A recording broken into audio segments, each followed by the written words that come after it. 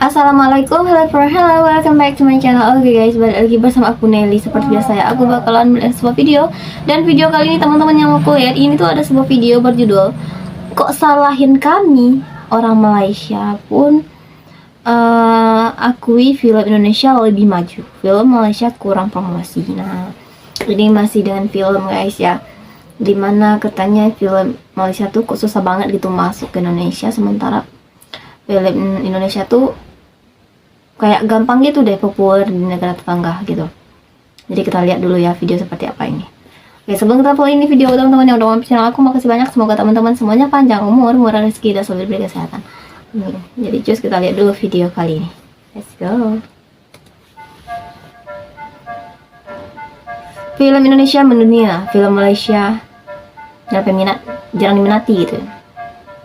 Pasti ada beberapa alasan ya. Sempat dihebohkan dengan pernyataan para influencer dari Malaysia yang merasa kesal karena film mereka tidak laku di Indonesia. Film bergenre thriller dan misteri tersebut berjudul Sheriff yang disutradarai masih film Sheriff. sangat laris di Malaysia, tapi malah nggak laku di Indonesia. Gila, gue benar-benar speechless, gak habis pikir sama dua influencer Malaysia ini. Karena narasi mereka itu loh ngeri banget. Jadi ya kalau yang laki-laki ini masih mending ya, masih agak baik. Kalau yang perempuan ini loh yang benar-benar kayak seakan-akan kita tuh nggak suka gitu sama orang Malaysia. Jadi mereka itu membahas hal yang sama dan narasinya tuh mirip. Intinya katanya film Malaysia itu nggak diterima sama masyarakat Indonesia karena nasionalisme. Padahal kita itu menonton kan Upin Ipin lah, Boboiboy. Jadi intinya kalau kita suka, mau dari Thailand aja kita nonton, misalnya mau dari Taiwan gitu. Bukan karena masalah nasionalisme, hiburan mah hiburan gitu kan. Yang agak gak enak nih, di cewek tuh bilang katanya makanya kita tuh jangan terlalu welcome sama produk-produk Indonesia, sama produk luar negeri. Maksudnya nggak cuma Indonesia aja ya, terlebih Indonesia, karena lihat nih di Malaysia musik-musik Indonesia dipasang di mana-mana. Kita semua kenal artis-artis Indonesia. Coba lihat orang Indonesia, nggak ada yang kenal sama artis kita. Lah, ya karena kalian semacam iri, jealous gitu ya. Kami suka, bukan karena kami gak suka sama kalian. Itu Siti Nurhaliza berapa kali konser di Indonesia, welcome. Bukan cuma tayang di Indonesia, malam Pencabut Nyawa juga akan tayang di 10 negara guys. Negara-negaranya ada di Malaysia, Mongolia, Rusia, Taiwan, sampai ke Amerika Serikat. Gila ya, film Indonesia sekarang mainnya udah nyampe kemana-mana loh. Udah rilisnya, udah internasionalnya udah banyak. Cuma ya kalau gue lihat wajar sih. Kalian bisa lihat dah trailer itu kelihatan grande banget. Visual efek dan production desainnya dibuat niat banget. Trailer itu udah bikin kita penasaran gitu. Jadi jelas, film ini pasti gak akan malu-maluin dan layak untuk tayang di 10 negara lain. Dan gue bangga sih sama prestasi yang dicapai sama film ini. Tapi kok bisa nyampe ke negara lain? Nah, setelah gue cari tahu, ternyata film Malam Pencabut Nyawa ini dibantuin masuk ke pasar global lewat Barunson INA, rumah produksi dan distributor dari Korsel, yang kemarin produksi film Parasite-nya Bong Joon-ho loh. Gimana? Semakin yakin dan bangga gak sih? Kalau kalian ngerasa, ganti berlebihan, lebay, coba deh kalian lihat video pembuatan set alam gaibnya Malam Pencabut Nyawa. Gue gak bohong, lihat videonya dan kalian bakal ikut bangga karena film Indo udah sampai di titik seniat itu. Wow, gila, Christopher Nolan tuh mau bikin film horor Indonesia. Jadi sutradara Oppenheimer ini itu secara tegas bilang kalau dia tuh mau panggil setan beneran di filmnya nanti. Dan dia tuh gak mau pakai CGI atau efek di garapan horor terbarunya ini. Wah, berani juga ya. Nah, tapi ini aman gak nih dari kesurupan-kesurupan? Nah, jadi ternyata sutradara Christopher Nolan ini tuh tertarik banget sama film horor Indonesia, khususnya yang ada kebudayaan Jawanya. Jadi dia tuh mau angkat cerita horor urban legend dari Indonesia. Dan pas dia di interview, Nolan ini bilang, I think horror films are very interesting because they depend on very cinematic devices and I think Java is the key. Secara tegas Nolan bilang Java is the key. Nah, ada yang bisa tebak nggak maksud si Nolan ini yang Java is the key? Nah, tapi kalau emang fix nih bakal bikin film horor Indonesia dan panggil setan beneran, kira-kira tempat syuting horornya tuh cocoknya di mana ya? Dan kira-kira siapa nih artis yang cocok untuk peranin film horor Christopher Nolan ini? Di balik kesuksesan film Indonesia di kancah global, aktor asal Malaysia ini mengungkapkan kelemahan dan kekurangan dari film Malaysia sehingga kurang diminati di Indonesia. Kita lihat ya. Fight with them on Oh, yang ni. and then, you know, cheaper than so that I work on a series and I have 100 over people. That's a series. In Malaysia, it's like 2 vans. There is like 100 orang lebih bekerja. Here, yes, they do pay pro, but compared to what I've experienced there, they do more.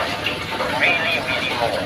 So, like for example, I told you, like before shoot, they already have booklet or entire file where every scene is storyboarded. Everyone knows this scene has how many shots, how many angles, and what is required. So there's no need for the Lebih menggunakan bahasa Inggris dia ya. director of photography or the director to shout, tell people like, we need this, we need that. Recently there was a big launch of this series where they say that they work without a script and all that. And the OTT actually said that we are very proud to have someone working with us who can do all that. I would tell them that it's actually shameful for you to say that. You shouldn't say all this. You should hide the fact that you don't have a complete script. You know, we need a script to have a story for the TV camera. You tell me, wow, Kamu tuh butuh skrip, director wah. terror, last minute dia boleh tahu ini angle tu angle. Itu kerja desperado, bukan kerja proper. So don't do that. Lagi satu perbezaan yang besar sekali dengan industri Indonesia ialah industri Indonesia. Macam pula lebih guna bahasa Melayu kan enak ya kita dengar. Karena mereka bahasanya tak, kitanya bahasa tiga. Kitanya ada 3 industri film. Industri kita, Indonesia, industri film lain. Yang dibahagi-bahagikan. The industry is, we can move forward if they are less run. I hope that because they are not outrun. You should have run for making the filmmakers go for education, making the DOP go for courses, making the scriptwriter go to wherever, go to Indonesia, to retreat. Right, what's happening? Go to film festival, watch things, but not Apa yang terjadi in the ni? movie. Because you can see a lot of non-filmmakers. I mean, yes, filmmaking is a business, tapi ini sudah jadi business. Orang yang tak ada pengalaman langsung dalam pembikinan film, just take the brunt. And then, the most important is scriptwriting. Baru-baru ni kan filem seri Benar.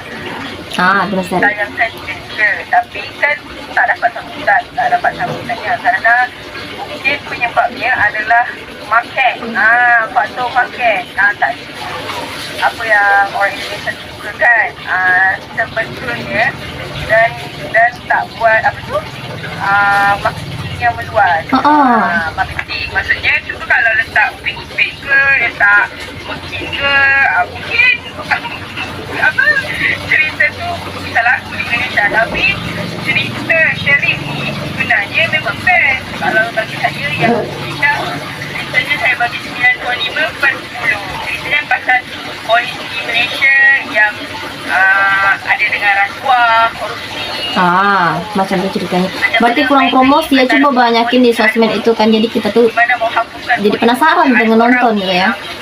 Ceritanya, tapi di Indonesia tu marketnya ataupun marketingnya tak banyak, main letak je cerita tu kan, memang tak ada sambutan lah.